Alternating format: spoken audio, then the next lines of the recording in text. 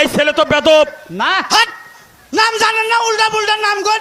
আমার নাম বেদ বাবু কা। কার নাম বেদব? বেদ বললে আমার বাবার নাম। এটা কি কইতাছো তুমি? হ্যাঁ। তা তোমার দাদার নাম কি? হ্যাঁ, তোমার দাদার নাম কি তালি? দাদার নাম হলে হনুমান, আর আমার নাম হলে অসভ্য।